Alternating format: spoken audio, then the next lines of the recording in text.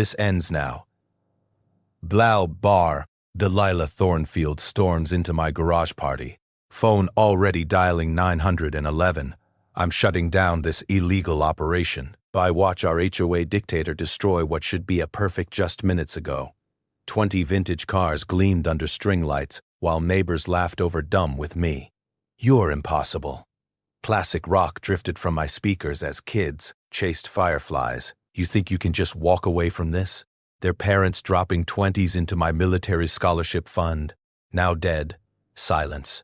Every conversation stops. She's marching past my guests in designer heels, shrieking into her phone. Yes, 911. I need police at 1247 Oak Street. 8 years of HOA terrorism has led to this meltdown. She thinks she's finally got me cornered. What Karen doesn't know, that quiet guess she just brushed past while examining my '67 Mustang is about to make this phone call the biggest mistake of her pathetic existence. Sometimes karma has a sense of humor. Tell me, what would you do? Drop your location below. Let me back up and explain how we got to this beautiful disaster. I'm Miles Juliet, 45, 20 years Navy, 2 golf tours, single dad, and the kind of mechanic who can resurrect dead engines with duct tape and pure stubbornness. After retirement, I bought this corner house specifically for the oversized garage, legally converted it into a restoration workshop where I bring classic American muscle back to life. Every Tuesday morning starts the same way. The smell of WD-40 mixing with fresh coffee while Police Chief Rodriguez stops by before his shift. Yeah, that quiet guy Karen just insulted, that's my buddy from Veteran Support Group. We bonded over carburetors and community service, shooting the breeze about engines and life over steaming mugs. Here's what makes my story special. Once a month, I host charity car shows in this very driveway. Nothing fancy. Open the garage. Invite neighbors, raise scholarship money for military kids whose parents served but can't afford college. Tonight was supposed to fund 3 more scholarships, including one for my 16-year-old daughter Zoe, who dreams of studying automotive engineering at Cal Poly. The sound of air tools and classic rock echoing from my garage has become our neighborhood's heartbeat. Most folks love it. Veterans share war stories. Kids learn about carburetors. Kids learn about carburetors. Families actually connect instead of hiding behind smartphones. The sweet scent of chrome polish mixed with barbecue smoke creates this perfect suburban harmony. But then there's our neighborhood dictator. Meet Delilah Thornfield. 52 years of concentrated evil disguised as community standards. Picture your worst HOA nightmare. Then add 8 years of unchecked power in a white BMW with HOA enforcer vanity plates. This woman has turned petty tyranny into performance art. She lives in that gaudy McMansion across the street, surveilling our every move from oversized windows like some deranged suburban spy. The scratch of her acrylic nails on violation notices has become our neighborhood's most terrifying sound. The crunch of her designer heels on my driveway during inspections makes grown men check their fence heights and dogs hide under porches. 3 months ago, she nailed me with a violation for commercial activity. Completely bogus. I have every permit the city requires, all properly filed and prominently displayed. Home business license, zoning approval, fire department clearance, the works. But Delilah's been dropping hints about neighborhood character and keeping out certain types of activities. The discrimination isn't exactly subtle when you decode her HOA speak.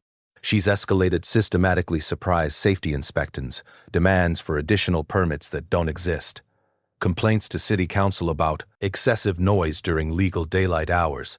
Last month, she tried getting my business license revoked by claiming I was running an unlicensed auto shop. Took 3 meetings with city planning to prove she was lying. Here's what makes tonight absolutely perfect. Chief Rodriguez has been planning this visit for weeks. He wanted to see my '67 Mustang fastback restoration. 6 months of passion work we've been texting about like excited teenagers. Tonight's charity show was the perfect excuse for him to finally see the finished product. The beautiful irony.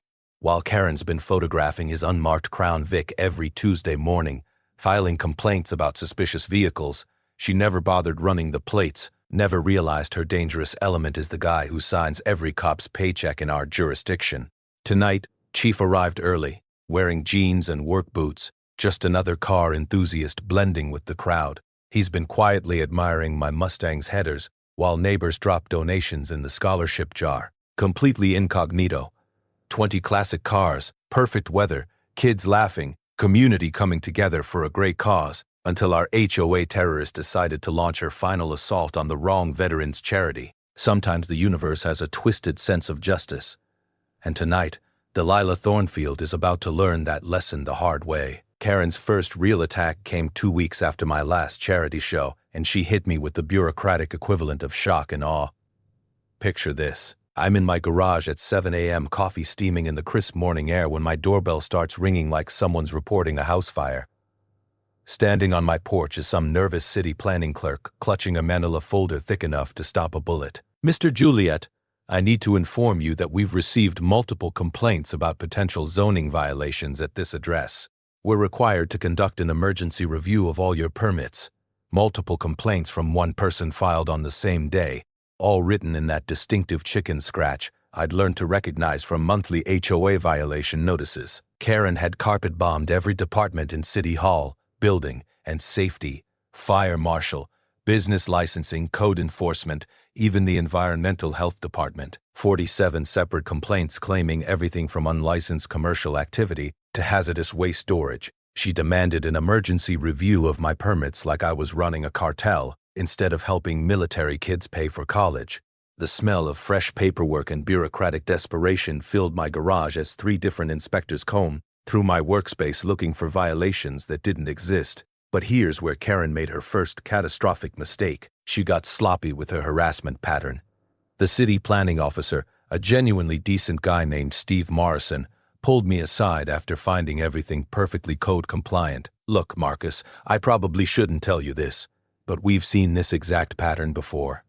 Same complainant, same format, targeting different homeowners. This makes complaint number 47 from the same address this year. 47 complaints against 8 different neighbors, all minorities, veterans, or anyone who didn't genu-elect before Queen Karen at HOA meetings." Steve quietly slipped me a Freedom of Information Act request form. "Might want to see what else she's been filing," he said with a knowing wink. Public records can be very educational. That's when I remembered something my Navy buddy told me about fighting corrupt officials. Always follow the paper trail because entitled people always document their own crimes. I spent the next week becoming a paperwork detective, and what I discovered was absolutely beautiful. Karen hadn't just been targeting me. She'd been running a systematic harassment campaign against anyone who dared challenge her HOA authority. The Martinez family got hit for excessive landscaping after questioning her contractor choices. Tommy the firefighter got cited for improper vehicle parking after voting against her fee increase. Mrs. Patterson got reported for nuisance animal violations because her cat occasionally wandered into Karen's flower beds. The pattern was unmistakable. Dissent against OA royalty meant bureaucratic warfare. But here's what Karen didn't know about selective enforcement. Something I'd learned during my own permit research. When HOA boards only enforce rules against certain residents while ignoring identical violations by their allies, that's textbook discrimination under federal fair housing laws. Document it properly, and you can trigger civil rights investigations that make IRS audits look like friendly visits. I started photographing everything, and the deeper I dug, the more ammunition I found. Karen's own property had an unpermitted deck addition, violating 3 building codes. Her precious BMW regularly blocked fire lanes during HOA meetings. Her landscape lighting exceeded city brightness ordinances by 200%. Meanwhile, Karen doubled down on crazy. She organized an emergency concerned citizens meeting at the community center, complete with printed flyers featuring apocalyptic warnings about commercial infiltration threatening our neighborhood character. I decided to attend purely for entertainment value. Picture 25 people crammed into a room designed for 10, while Karen clicked through a PowerPoint presentation she'd clearly spent weeks perfecting. The title, Preserving Our Community Values, a Call to Action. The evidence entirely telephoto surveillance photos of my garage taken from her bedroom window, full paparazzi documentation. Neighbors ryeing beer, kids playing with toy cars, veterans sharing stories on my driveway. She'd been stalking my charity events like she was building a federal drug case. The most beautiful irony. 3 slides featured photos taken at 6 a.m. during Chief Rodriguez's Tuesday morning coffee visits. Karen had unknowingly created a surveillance album of herself harassing the police chief, complete with timestamps and license plate close-ups. The community response was the exact opposite of what she expected. Instead of rallying support, neighbors started sharing their own Karen horror stories. Mrs. Had Patterson stood up and announced she'd been documenting Karen's violations for months. Tommy revealed that half the fire department lives in our neighborhood and they all support my charity work. By meeting's end, Karen had accidentally created a unified neighborhood resistance against her tyranny. 15 residents signed my petition supporting the monthly car shows, including 3 officers who'd been quietly enjoying my events. Karen stormed out, promising decisive action against my flagrant disregard for community standards. She had no idea she'd just handed me everything needed to destroy her credibility completely. Karen's second attack came exactly 1 week later, and this time she brought what she thought were the big guns, a surprise building inspection orchestrated through her real estate corruption network. I'm enjoying my usual Tuesday morning coffee with Chief Rodriguez, both of us admiring the progress on my Mustang's engine rebuild. The sweet smell of fresh motor oil mixed with Colombian dark roast creates this perfect masculine sanctuary when some official-looking guy in a wrinkled, cheap suit marches up my driveway carrying a clipboard like it's a weapon of mass destruction. Building inspection. I need to examine this structure immediately for code compliance. The first defied. Timing wasn't coincidental. Karen had been watching from her McMansion command center, waiting for the perfect moment to humiliate me in front of my police chief buddy. She just didn't know who she was about to humiliate herself in front of. Chief Rodriguez, still in his civilian clothes, quietly stepped aside to observe while Inspector Bradley Hoffman began his theatrical performance. This guy was clearly doing Karen a favor, poking around my garage like he was hunting for violations with a magnifying glass and a personal vendetta. This electrical work looks questionable, Hoffman announced, examining my professionally installed 240-volt outlets. These permits seem irregular. That's when Chief Rodriguez casually walked over, still holding his steaming coffee mug. Morning, Brad. Interesting inspection technique you've got there. The color drained from Hoffman's face faster than oil from a blown gasket. Turned out Bradley knew exactly who Chief Rodriguez was and apparently had some history with the department that made him sweat through his polyester shirt. Suddenly, Hoffman's inspection became remarkably professional. Every permit was properly filed and displayed. Every electrical connection was expertly installed to code. Every safety measure exceeded requirements. Amazing how quickly corruption evaporates when actual law enforcement is breathing down your neck. But here's where the morning got absolutely beautiful. As Hoffman packed up his fraudulent inspection, he pulled me aside for what he thought was a private conversation.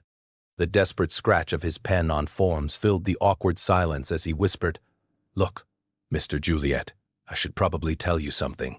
Your HOA president offered me guaranteed referral bonuses if I found violations today, said her real estate business could send me lots of work if I helped with your problem. Attempted bribery of a tense official, using professional connections for personal vendettas. I could practically hear the real estate licensing board sharpening their disciplinary knives." Chief Rodriguez overheard every word, and that subtle smile spreading across his face told me he was mentally filing away some very useful information for later. I spent that afternoon diving into real estate ethics research, remembering something my attorney buddy once mentioned about professional licensing accountability. During my Navy days, I'd learned that corrupt officials always leave paper trails, and licensed professionals are especially vulnerable because their livelihoods depend on maintaining clean records.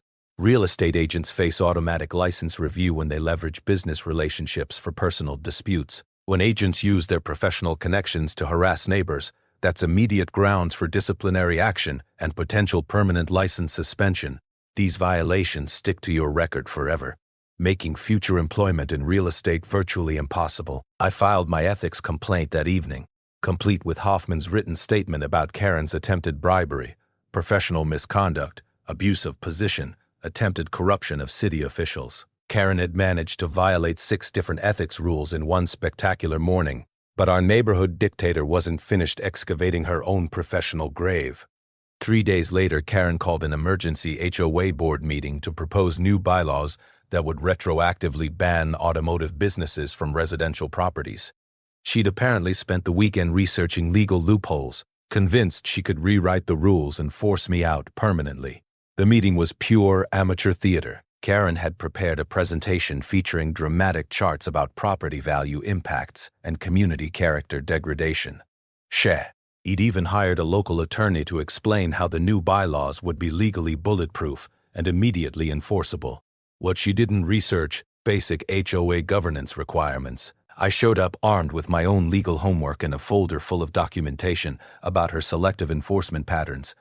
When she called for the vote, I calmly stood up and read directly from our HOA charter. Bylaw modifications require 2/3 majority vote of all board members, plus 30-day written notice to all residents, plus mandatory public comment period. Karen had provided zero notice, gathered no public input, and was attempting to ram through changes targeting one specific homeowner. Even her hired attorney looked like he wanted to crawl under the conference table. The board voted unanimously to table her proposal, pending proper legal review and community input. Karen threatened to sue individual board members who didn't support her vendetta, which pretty much guaranteed she'd alienated her last remaining allies. As the meeting ended, she cornered me in the parking lot, her voice rising to a screech. "This isn't over, Marcus. You're going to regret crossing me." 20 feet away, Chief Rodriguez quietly finished a phone call and started walking toward his car, smartphone still recording her entire unhinged rant. Sometimes evidence just records itself. Karen's third attack went full cyber warfare, and watching a 50-something real estate agent try to weaponize social media was like watching your grandmother attempt mixed martial arts. 2 days after her HOA meeting humiliation, Karen launched what she probably thought was a sophisticated digital campaign.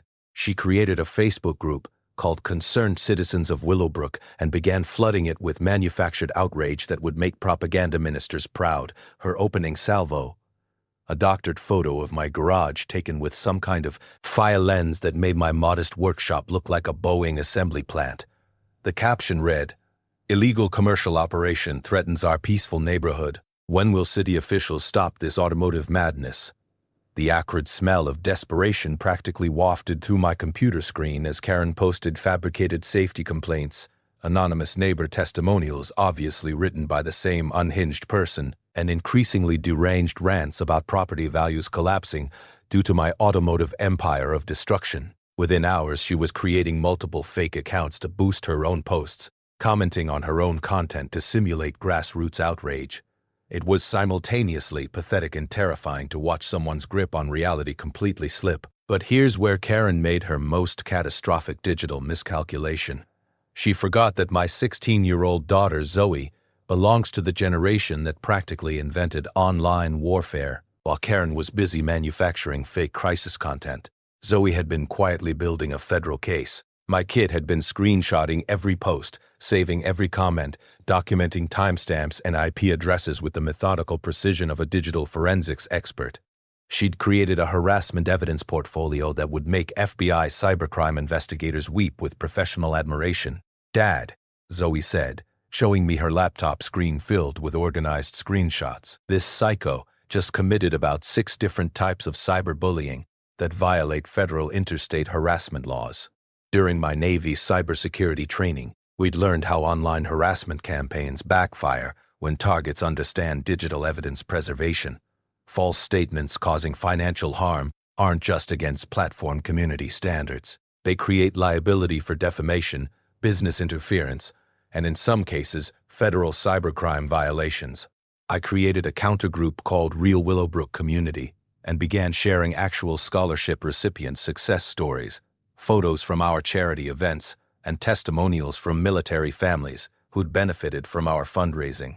The contrast was stark: Karen's manufactured hysteria versus genuine community impact. But our neighborhood dictator couldn't stop herself from escalating to criminal behavior. She filed a false police report claiming I had threatened her with violence during a confrontation that existed only in her increasingly paranoid imagination. Enter Officer Rivera, one of Chief Rodriguez's most thorough investigators. He spent an entire afternoon methodically interviewing neighbors about this alleged threat, and what he discovered was a pattern of fabricated complaints that would make any prosecutor's evidence-building phase much easier. Mrs. Patterson showed him security footage from her Ring doorbell, proving Karen's timeline was physically impossible. Tenny provided his own photos showing Karen hadn't left her house during the alleged confrontation window. Sarah, the nurse practitioner, revealed she'd been treating Karen for anxiety and paranoid episodes that were escalating rapidly. The scratch of Officer Rivera's pen on his report forms was audible in my kitchen as he documented each witness statement with professional precision. His official report was a masterpiece of police restraint. No credible evidence supports complainant's allegations. Multiple witnesses contradict reported timeline. Complainant advised regarding consequences of filing false reports. That warning should have been Karen's reality check. Instead, she launched into full digital meltdown mode. Local Channel 7 picked up our scholarship fund story as a heartwarming feature, interviewing military families whose kids were now in college, thanks to our fundraising efforts.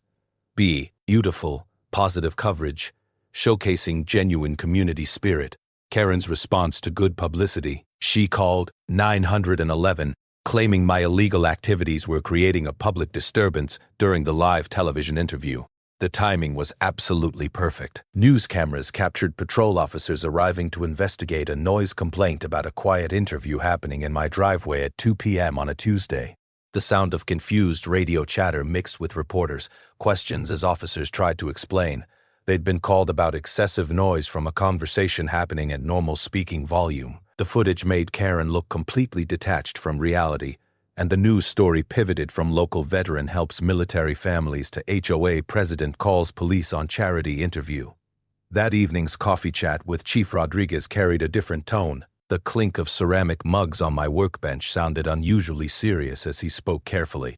Marcus, my department is documenting an unusual pattern of reports from this neighborhood. Someone's filing complaints that don't match physical evidence, and that's becoming a significant concern for law enforcement resources. He didn't name Karen directly, but his message was crystal clear. Continued false reports would trigger escalated consequences. Through neighborhood whispers, word leaked that Karen was researching emergency court injunctions and making ominous phone calls about permanent solutions to her Miles problem. The woman was about to go nuclear, and she had no idea the bomb was about to detonate in her own hands. The breakthrough that changed everything came from the most unlikely source, Mrs. Ferriai Patterson, our neighborhood's retired school treasurer, knocking on my door at 8 a.m. with a manila folder thick as a phone book and the satisfied expression of someone who just cracked the Watergate conspiracy.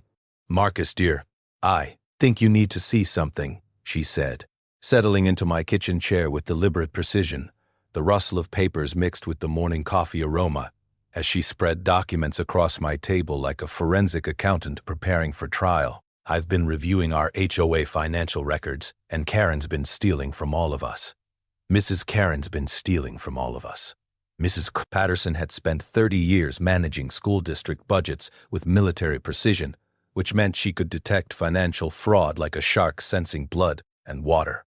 After Karen's increasingly unhinged meltdowns at recent meetings, she decided to exercise her homeowner right to examine HOA books. What she discovered was a textbook case of systematic embezzlement. "Look at these contractor invoices," she said, arranging papers with the methodical care of someone building an airtight legal case.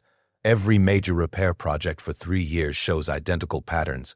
Inflated costs, single-source contractors, zero competitive bidding. The numbers painted a damning portrait of organized theft. Tree removal that should cost $1,200 was billed at $2,800. Parking lot resurfacing with market rates of $8,000 was invoiced for $15,000. Pool maintenance contracts were double industry standard for services that were never actually performed. The sweet sound of justice was Mrs. Patterson's pen, tapping against calculator keys as she totaled Karen's theft with accountant precision. But here's where Karen's greed made her sloppy. Every inflated contractor was paying consulting fees to her real estate business. Bank statements showed systematic transfers from HOA maintenance companies to Thornfield Reilly Consulting Services that coincided perfectly with major repair projects. $52,000, Mrs. Patterson announced with the satisfaction of someone who triple-checked her math. That's exactly how much she's embezzled from neighborhood fees over 3 years. The Butte, if UIIO, is overwhelming. While Karen harassed me about imaginary permit violations, she'd been committing actual felony theft that could trigger federal prosecution under interstate fraud statutes. My Navy financial training had covered fiduciary duty violations and their consequences. HOA board members are legally required to act in homeowners' best interests, and using your position for personal enrichment is textbook criminal breach. Most states prosecute HOA embezzlement as seriously as corporate fraud, especially involving kickback schemes and falsified documentation. Mrs. Patterson had constructed a prosecutor's dream case. Contracts with no competitive bidding, invoices that didn't match completed work, suspicious emergency repairs coinciding with Karen's personal financial crisis, and bank records showing money transfers that forensic accountants could trace blindfolded. The crown jewel, Karen's BMW payments were coming directly from her consulting account, meaning she'd been driving around her harassment campaign in a vehicle purchased with stolen neighborhood funds. The beautiful part, Mrs. Patterson said with a grandmother's wicked satisfaction, is that financial transparency requests are every homeowner's legal right. She cannot refuse audit demands without essentially confessing guilt. This discovery completely flipped our power dynamic. I didn't need to defend against Karen's attacks anymore. She was criminally exposed and desperately vulnerable. Every escalation would draw more attention to financial irregularities that could land her in federal prison. The strategy crystallized instantly. Tonight's charity event would become the perfect public venue for demanding complete HOA financial transparency. With Chief Rodriguez and fellow officers present for community outreach, plus media covering scholarship fundraising, Karen couldn't avoid public accountability. She faced an impossible choice: back down and admit defeat, or escalate and risk exposing criminal activity to law enforcement officers already documenting her harassment patterns. Mrs. Patterson organized the evidence into a professional presentation folder. I'll be announcing the need for immediate HOA audit procedures tonight. Every homeowner deserves to know where their money actually goes, the aroma of fresh coffee mixed with the intoxicating scent of perfect timing. Tonight wasn't just about scholarship fundraising anymore. It was about exposing the real neighborhood criminal. The next 72 hours felt like preparing for the most satisfying military operation of my career. Except, instead of neutralizing enemy combatants, we were setting an elaborate trap for one spectacularly corrupt HOA president. Chief Rodriguez stopped by Wednesday morning for our usual coffee ritual, but the deliberate way he stirred his mug told me we weren't just discussing carburetors today. Marcus, I've been thinking about Saturday's charity event. Given recent neighborhood dynamics, maybe we should boost our community outreach presence. Ensure everything runs smoothly. Translation: he was bringing an army and Karen was about to face more law enforcement attention than a mafia wedding. How many officers are we talking about? I asked, barely containing my grin. 6, maybe 7. Plus, I mentioned the event to a couple city council members interested in community policing initiatives. Oh, and that investigative reporter from Channel 7 wants to do a follow-up piece about veteran scholarship programs. Beautiful. Karen was about to have her nervous breakdown in front of half the city's leadership with live television coverage. The intoxicating aroma of motor oil and impending justice filled my garage as we coordinated logistics. Chief Rodriguez would arrive early in his restored 1970 Plymouth Cuda, a gorgeous chunk of American muscle that would establish his presence as genuine car enthusiast, not just official babysitter. Zoe threw herself into preparation with the focused intensity she usually saved for dismantling electronics. My daughter had evolved from sweet teenager into a digital warfare specialist, creating QR codes linking to our scholarship fund, HOA financial evidence, and her museum-quality collection of Karen's online harassment campaigns. Dad, I've organized everything into prosecution-ready categories, she explained. Laptop screen glowing with meticulously labeled evidence folders, social media harassment, false police reports, attempted bribery, financial embezzlement. This psychoso created a masterclass in federal HOA crime. The rapid-fire clicking of her keyboard mixed with classic rock as she designed poster boards showcasing our charity's community impact. Each display featured QR codes allowing attendees to access Karen's criminal evidence with simple phone scans. Tommy the firefighter coordinated the car convoy with emergency responder efficiency. organizing 30 classic vehicles from across the county. His network meant we'd have cops, firefighters, paramedics, and dispatchers attending as genuine enthusiasts, not official oversight. Karen would be surrounded by law enforcement without realizing it. Mrs. Patterson handled catering like the organizational ninja she'd always been. But more importantly, she was weaponizing her financial evidence into a PowerPoint presentation that would make FBI forensic accountants weep with professional admiration. I've simplified the embezzlement proof into charts any homeowner can understand, she announced over her printer's mechanical symphony. $52,000 stolen through contractor fraud with bank records showing direct deposits to Karen's personal accounts. Here's where our planning NG got deliciously diabolical. We'd learned Karen's surveillance schedule and deliberately timed setup during her peak window watching hours. She'd witnessed the preparation, see official vehicles arriving, watch media trucks positioning, and slowly lose what remained of her sanity. Sarah, the nurse practitioner, managed guest coordination with medical precision, sending formal invitations to city officials, local media, and every veteran organization within driving distance. Her attention to detail ensured we'd have exact attendance numbers for permit compliance. Karen couldn't claim we'd violated any regulations. The permits themselves were strategic masterpieces: written police department, approval for street closure, fire department clearance for lighting, city council endorsement for fundraising, environmental health approval for food service. Every document professionally framed and displayed where Karen couldn't possibly miss them. But the real genius was our information warfare campaign. We'd let carefully crafted rumors leak through neighborhood gossip channels that tonight's event would feature major announcements about community transparency and accountability. Karen wouldn't resist inserting herself into whatever drama she imagined brewing. Zoe's custom t-shirts reading community transparency with QR codes to HOA financial records were pure evil genius. They looked innocent enough, but functioned as walking advertisements for Karen's criminal activity. The final coordination meeting happened Friday evening in my garage, surrounded by gleaming chrome and the electric anticipation of justice about to be served. Chief Rodriguez, Mrs. Anide. Chief Rodriguez, Mrs. Cord. Chief Rodriguez, Mrs. Anide. Patterson, Tommy, Sarah, and Zoe gathered around my workbench like a military planning committee. If military committees specialized in destroying suburban tyrants. Remember, Chief Rodriguez said with professional calm, work on conducting community outreach and charity support. Whatever else occurs is simply natural consequences of poor decision-making. Tommy couldn't suppress his firefighter grin. Think she'll actually show up? Oh, she'll show, I replied, breathing in the sweet mixture of fresh coffee, chrome polish, and perfectly laid plans. Karen can't resist an audience for her drama. She'll walk right into her own public execution. The beautiful irony. After months of Karen trying to destroy my charity events, we were using her final attack as the venue for her complete annihilation. Sometimes karma doesn't just knock, it brings friends and builds a stage.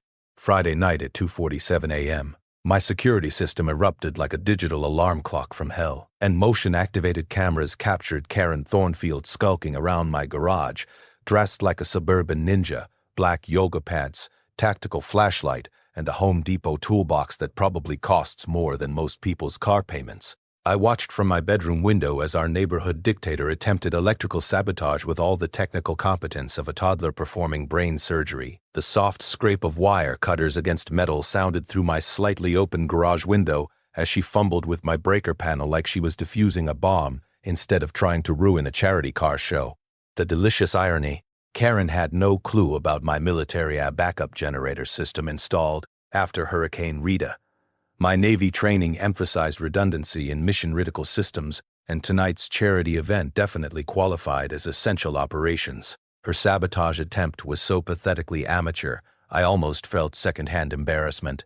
Watching a 50-something real estate agent commit felony vandalism while wearing designer athletic wear was like watching your tax accountant attempt Delta Force training.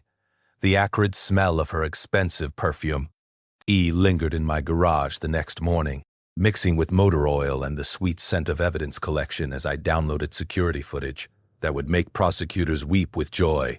But Karen's desperation reached truly spectacular heights when she launched a character assassination campaign that would make political hit squads proud. Saturday morning at 6 a.m., she was speed dialing neighbors with urgent warnings about my dangerous PTSD episodes and violent veteran behavior. According to Karen's delusional narrative, I was some unstable war criminal threatening neighborhood children and property values. The harsh ring of Mrs. Hentry of Mrs. Hiring of Mrs. Hiring of Mrs. Hentry. Patterson's landline interrupted my coffee ritual as she called to relay Karen's latest psychological warfare attempt. That woman called claiming you'd been making threatening gestures and talking to yourself in the garage. I told her the only person having conversations with imaginary enemies around here was her and hung up. But Karen had catastrophically miscalculated our community demographics. Our neighborhood included multiple veterans, active duty military families, and people who understood the difference between PTSD and someone having a complete psychotic break in real time. The American Legion post down the street issued a formal statement supporting my charity work within hours. The VFW chapter, where I volunteer, sent official representatives to tonight's event. 3 veteran organizations pledged donations specifically because they'd heard about Karen's anti-military harassment campaign. Her veteran bashing strategy backfired so spectacularly that she'd accidentally created a patriotic rally effect, tripling our expected attendance and generating media interest in her discrimination against military families. But our unhinged HOA dictator wasn't finished committing federal crimes before lunch. Around noon, she attempted to bribe Building Inspector Bradley Hoffman again, this time with a written proposal offering guaranteed real estate commissions worth $50,000 annually if he found serious safety violations at tonight's event. What Karen didn't realize, Hoffman had contacted Chief Rodriguez about her previous bribery attempt and agreed to wear FBI quality recording equipment for any future interactions. The mechanical scratch of Hoffman's pen documenting Karen's second corruption attempt was clearly audible on the recording as she outlined her criminal proposition with business meeting precision. Mrs. Meeting Precision, Mrs. Thornfield, Hoffman said into his concealed microphone. Are you asking me to fabricate building violations in exchange for business referrals? Karen's response was a federal prosecutor's Christmas morning. I'm offering a mutually beneficial partnership where you identify legitimate safety concerns at Marcus's illegal operation, and my real estate business provides you substantial ongoing revenue. Everyone benefits except that veteran troublemaker, attempted bribery, corruption of public officials, conspiracy to file false reports, plus anti-veteran discrimination. Karen had managed to commit multiple felonies while being recorded by law enforcement during one power lunch. The district attorney opened formal criminal proceedings that afternoon, with Karen now facing both state and federal charges for her escalating crime spree. The final jewel in Karen's self-destruction crown was her afternoon phone campaign to every city official demanding they cancel tonight's dangerous illegal gathering. The mayor's office politely noted that legally permitted charity events couldn't be canceled based on one citizen's unfounded hysteria. The fire chief personally endorsed my safety compliance. The police department confirmed they'd provide community outreach support. Karen's response to official rejection: she called her real estate brokerage's attorney, threatening to sue the city, police department, mayor, and me personally for enabling dangerous criminal veterans. Her attorney's immediate response was resignation from all representation, citing fundamental disagreements regarding legal strategy and serious concerns about client mental competency. The sound of Karen's professional world imploding was almost audible as business relationships evaporated. Criminal investigations intensified, and her desperate attempts to stop tonight's event only attracted more official scrutiny to her own illegal activities. As evening approached, she stood framed in her window, making frantic phone calls, gesticulating wildly at anyone who'd tolerate her increasingly paranoid conspiracy theories. The woman was about to star in her own public destruction, completely oblivious that she'd already written her conviction with her own criminal evidence. Karen's final act of desperation came at 3:00 p.m. on Saturday afternoon, just 4 hours before our charity event, when she filed an emergency court injunction demanding immediate cancellation of my illegal public gathering that poses imminent danger to community safety. The sound of her designer heels clicking frantically across courthouse marble echoed through the emergency hearing room as she presented what she clearly believed was her nuclear option: a restraining order backed by fabricated safety violations and manufactured emergency claims. Judge Patricia Hernandez, a non-nonsense family court veteran who'd probably seen every variety of suburban crazy, and listened with increasing skepticism as Karen's hastily hired attorney presented a case built entirely on paranoid delusions and vindictive fiction.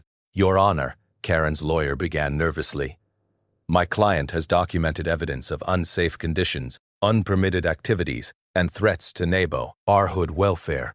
The evidence was a masterpiece of desperate fabrication. Blurry photos taken from Karen's bedroom window, printouts of my perfectly legal permits with handwritten notes claiming they were suspicious, and witness statements from neighbors who later denied ever speaking to Karen about safety concerns." Judge Hernandez's response was swift and surgical. "This court finds no credible evidence supporting petitioner's claims. These permits appear properly filed and displayed. The alleged safety violations are not substantiated by any official inspection reports. This appears to be a personal dispute masquerading as a public safety issue." Then came the judicial hammer blow. "Furthermore, frivolous use of emergency court procedures wastes taxpayer resources and undermines legitimate safety concerns. I'm considering sanctions for abuse of court process." Karen's attorney withdrew his representation immediately after the hearing, leaving her to face the consequences of her legal malpractice alone. But our neighborhood dictator's capacity for self-destruction was apparently limitless.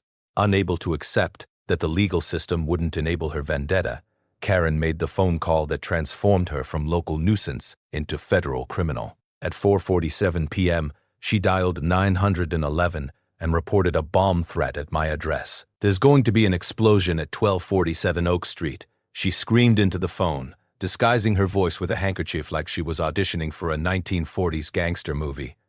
"Someone's planted explosive devices in that garage. People are going to die." The response was immediate and overwhelming. FBI bomb squad, ATF investigators, county sheriff tactical units, and half the fire department descended on our neighborhood like a federal task force responding to domestic terrorism. The thunderous roar of helicopter rotors mixed with the mechanical whine of bomb detection robots.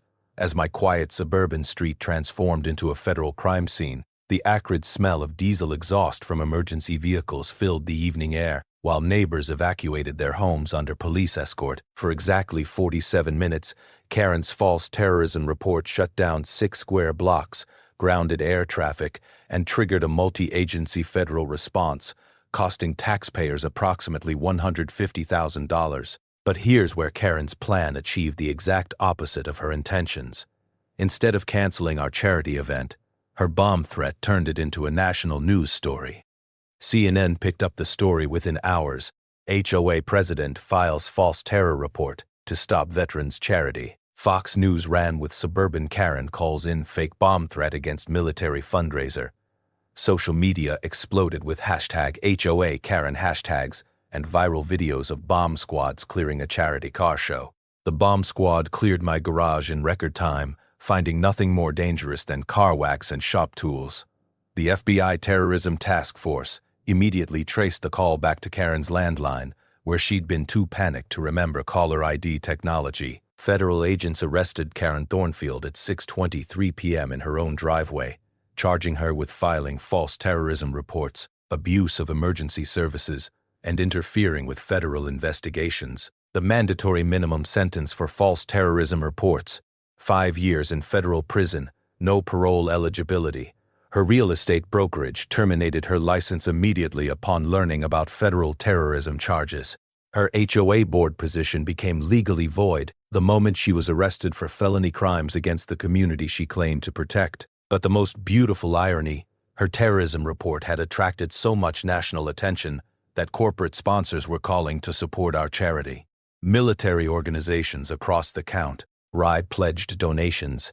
GoFundMe campaigns started spontaneously, raising more money for military scholarships in 6 hours than we'd collected in 6 months. Karen's attempt to destroy our charity had transformed it into a national cause, celeb. As evening fell and federal investigators finished processing the crime scene, they gave us clearance to proceed with our event. The bomb threat investigation had actually provided better security than we could have arranged ourselves. FBI agents would be monitoring the area all night for follow-up investigation purposes. 250 people showed up instead of our expected 50, including federal agents, state officials, and national media crews covering the story of the HOA president who called in a bomb threat on veterans. Karen watched from her bedroom window, probably realizing too late that her nuclear option had detonated in her own hands, leaving her facing federal prison while our charity event became the most successful fundraiser in neighborhood history. Sometimes justice doesn't just prevail, it goes viral. By 7:00 p.m., my driveway looked like a classic car convention crossed with a federal investigation, and it was absolutely glorious. 300 people filled our street, triple our expected attendance, thanks to Karen's terrorism stunt going viral. 35 vintage cars gleamed under professional lighting donated by a local TV station, covering our story. The sweet mixture of chrome-polished barbecue smoke and poetic justice filled the evening air. Chief Rodriguez pulled up in his restored 1970 Plymouth Cuda precisely at 7:15, and the crowd erupted in cheers. Kids ran between classic bumpers while their parents dropped donations into scholarship jars that were filling faster than slot machines in Vegas. Veterans shared stories, families laughed, and genuine community spirit radiated from every corner of what Karen had tried to destroy. The irony was perfect. Her bomb threat had provided us with better security than we could have arranged ourselves. FBI agents monitored the perimeter, while ATF investigators mingled with attendees, creating the safest charity event in suburban history. Then, at exactly 7:47 p.m., our guest of honor made her dramatic entrance. Karen Thornfield stormed across the street, wielding a bullhorn like some deranged suburban general, her voice amplified to glass-shattering levels. "This is illegal.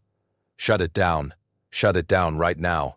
The crowd fell silent, 300 people turning to witness what would become the most spectacular public meltdown in neighborhood history.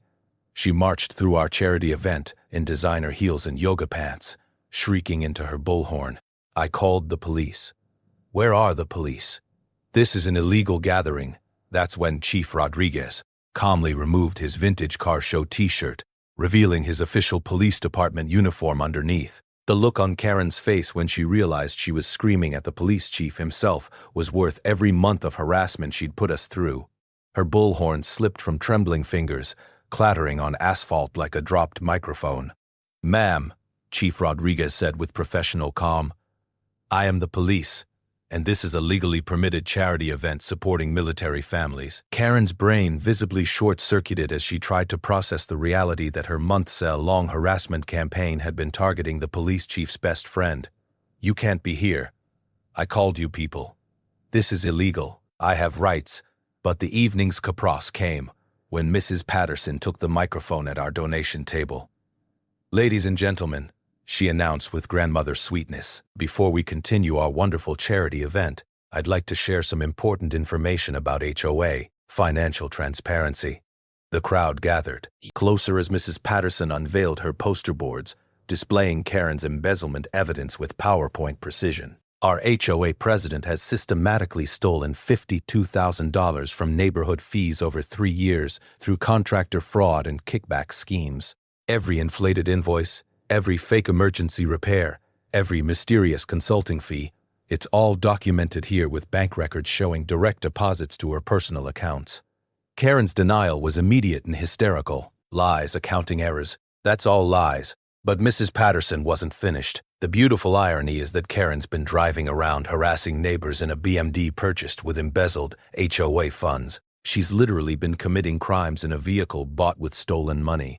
The crowd's reaction was a mixture of outrage and satisfied justice as 3 years of financial theft were exposed under national media lighting. That's when FBI agent Morrison stepped forward, badge clearly visible, carrying official paperwork. "Karen Thornfield, you're under arrest for filing false terrorism reports, attempted corruption of public officials, and conspiracy to interfere with federal investigations." The sound of handcuffs clicking shut, mixed with 35 classic car engines, revving in celebration as Karen was led away, while news cameras captured every moment of her public destruction. Chief Rodriguez took the microphone for the evening's final mic drop moment. "Anyone who files false emergency reports, threatens public safety, or harasses military families will face the full consequences of federal prosecution in my jurisdiction. This community supports our veterans, and that support is non-negotiable." The crowd's cheers were deafening, as Karen disappeared into the back of a federal vehicle, her reign of terror ending exactly where it began, with her calling police on a charity event. Except this time, the Poli. So we're already here. Spontaneous donations poured in as attendees learned about Karen's attempted destruction of military family fundraising. Corporate sponsors called, offering matching contributions. Military organizations pledged ongoing support. By 9 p.m., we'd raised $47,000 for military scholarships, nearly matching the amount Karen had embezzled from our neighborhood.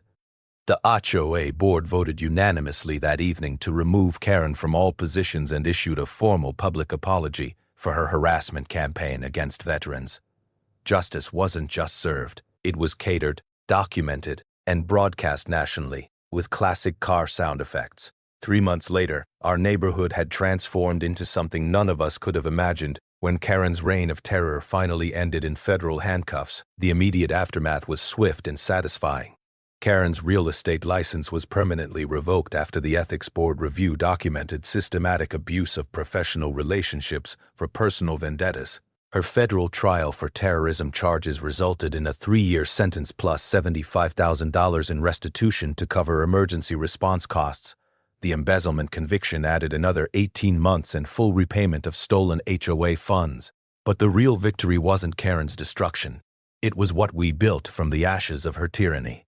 The recovered $52,000 in embezzled funds became the foundation for permanent HOA reform. We reduced homeowner fees by 40%, established mandatory monthly financial transparency reports, and created a resident oversight committee that prevents any future board member from wielding unchecked power. Our monthly charity car shows became an official neighborhood tradition, attracting classic car enthusiasts from across the state. What started as my personal fundraising effort evolved into a regional destination that's raised over $200,000 for military family scholarships in the past year. The sweet smell of success mixed with motor oil every first Saturday as our garage became the unofficial community center, where neighbors actually talked to each other instead of hiding behind closed doors and HOA complaints. My daughter Zoe received her full scholarship to Cal Poly's automotive engineering program, along with 3 other military kids whose families benefited from our expanded fundraising. She's studying to become the kind of engineer who designs electric vehicles that still sound like American muscle cars, combining innovation with tradition, just like our neighborhood learned to do. The Willowbrook Veterans Workshop opened in my expanded garage space, providing free automotive repair services for military families using the recovered HOA funds. Every Tuesday morning, Chief Rodriguez still stops by for coffee, but now he's joined by other veterans learning basic car maintenance while sharing stories and building genuine community connections. Our story became a case study for HOA reform legislation. I testified before a House subcommittee about systematic abuse of homeowner association power, and our documentation of Karen's crimes helped pass federal oversight requirements for HOA financial management. The media attention transformed into lasting positive change. Veterans organizations nationwide use our fundraising model. Military family support networks share our story as inspiration for fighting back against discrimination and harassment. Mrs. Patterson was elected HOA president unanimously, bringing her school treasury experience to create the most transparent community financial management in county history. Tommy serves as safety coordinator, ensuring all events meet emergency response standards. Sarah manages our scholarship selection process with medical precision fairness. The new HOA operates on radical principles, actual democracy, complete financial transparency, and zero tolerance for harassment or discrimination. Board meetings include coffee and donuts instead of violation notices and threats. Karen's former McMansion sold quickly to a lovely retired Air Force couple who appreciate classic cars and community barbecues. Their grandchildren play in the same driveway where Karen used to scheme about destroying neighborhood harmony. The annual Community Transparency Day Car Show has become our signature event, celebrating open governance and military family support. This year's corporate sponsors include major automotive companies. Impressed by our grassroots success story, Chief Rodriguez announced his retirement next year, planning to spend more time restoring classic cars and volunteering at our workshop. His replacement fully supports our community policing approach that prioritizes genuine service over bureaucratic harassment. Romance even bloomed from the chaos. Sarah and I discovered that fighting HOA tyranny together was the perfect foundation for a relationship. We're planning a wedding next spring in the same driveway where Karen used to plot our destruction. The reception will feature classic cars, military honor guards, and absolutely zero A drama. Every morning I wake up in a neighborhood where people help instead of harass each other, where veterans are honored instead of discriminated against, and where community spirit thrives instead of dying under petty tyranny. Karen Thornfield taught us something valuable. Sometimes the worst people accidentally create the best opportunities for positive change. You know what really gets me? This wasn't about solar panels. This was about a man keeping the last promise he made to his dying wife. Mir worked 30 years for Pacific Gas and Electric, keeping entire cities power up. But in his own neighborhood, the HOA president Vivian Blackwell decided his wife Sarah environmental dream needed her personal approval. Here's a beautiful irony. While Vivian spent 6 months harassing Mayo over unauthorized electrical work, the city was operating their main transformer on Mayo lands with an expired Eastman. She was demanding they shut down his legal solar panels on property where the service was trespassing. That $50 a day fine the lawyer feeds on fund by my own actual dues. The man was pinging to be terrorized in his home, but Milo had patient. 30 years of dealing with power, teeth him to document everything and let criminals hack themselves. When Vivian finally grabbed at the boat cutters and destroy city infrastructure, she handed him federal evidence of her complete meltdown, 2 minutes from vandalism to handcuff. Justice served with perfect poverty timing. Joy high nightmare below. Hit like if homeownership still means something. Subscribe for more David vs. the Liar stories. Sometime, one harmless can power an entire revolution.